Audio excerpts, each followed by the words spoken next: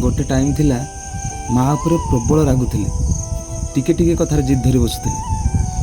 एमती गोटे दिन है माँ उपर एत रागिली जे 10 वर्ष काल मुझे आसलिनी घर को। जब 10 वर्ष हो गला मु घर को जब आसे माँ से तौक बुढ़ी होता है।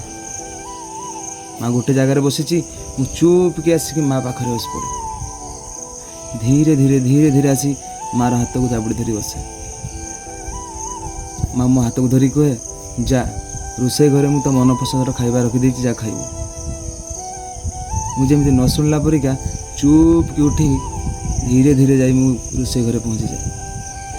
रोसे घरे जाई देखे तो मो मन पसंद खीरी मो आखिर लुह झरी जाए और तथापि पेट भरी मु खाए।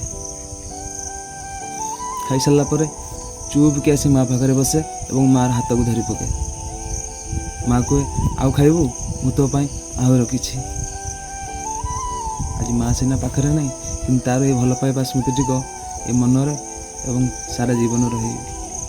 भाई मैंने जार माँ अच्छी गर्व करंतु एवं से भल पाइबा को धरी सारा जीवन चलिया चाहतु। आ केबे जदि टिके टाइम पाते ना थरे तो आपण माँ को कुंढे टिके धरतु ना।